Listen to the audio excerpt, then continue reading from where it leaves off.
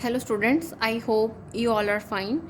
In today's lecture, we will find the derivative of cosine function by using the formal definition of derivative. Because you know that in the previous lecture we have started to find the derivatives of trigonometric functions, and in the previous lecture we have find the derivative of sine function by using the formal definition of a limit, and now we will find the derivative of cosine function by using the formal definition. The formal definition of a derivative is this one, that is equation given in equation number 1, that f derivative of x is equal to limit h approaches to 0 f of x plus h minus f of x is divided by h. Okay, now our function here is cosine function, means we write it as cos of x. Now you know that in the definition of a derivative we need these two things, means we need our function, and it is already present, means our function is cosine function, and we need f of x plus h, and we just find it by replacing x by x plus h in our original function, like this: f of x plus h is equal to cos of x plus h, and we just use the formula of cos a plus b here, and it will become equal to cos x cos h minus sin x into sin h. And we use these two things in our equation number 1. So equation number 1 implies that f derivative of x is equal to limit h tends to 0, and we write the value of f of x plus h here first: cos of x cos of h minus sin of x sin of h, and minus into our cos function, means cos of h, and it is divided by our h. Okay, now let us simplify it. We write limit h tends to 0, and if we take cos x here, then we will get cos x cos h minus cos x, and we write sin x sin h over h here. Okay, now if we split these two terms with the h, then we will get limit h approaches to 0 cos x cos of h, if I take cos x common here, then we will get cos h, and here we will get 1, and is divided by h.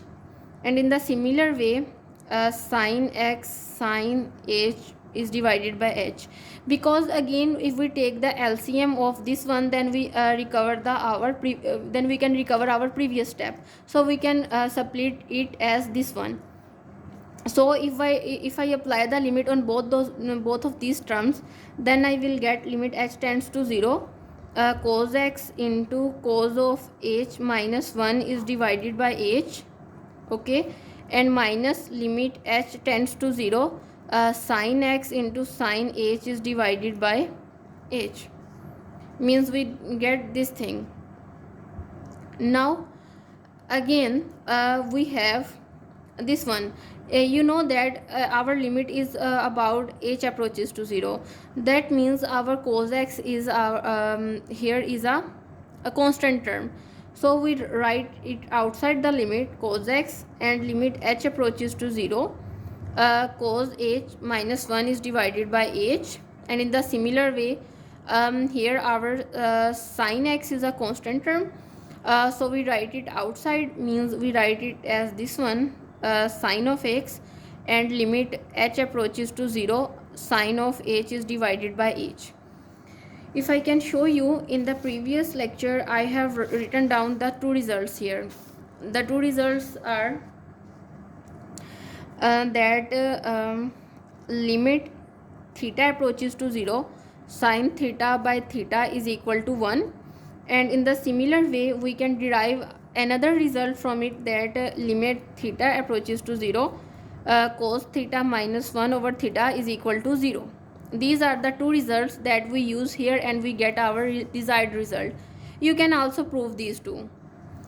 And now if I use these two results, then here I get cos x into 0 in place of this whole term, and in the same way I write here sin x, and in place of this I write just 1. So I get 0 minus sin of x, and it is equal to minus sin of x. So in this way we get the derivative of our cos function means cosine function, and that is equal to minus sin x. And in this way we can prove the derivative of trigonometric function of cosine x. This is all about today's lecture. In the next lecture we will discuss how to find the derivative of tangent x by using the formal definition of derivative. Thank you.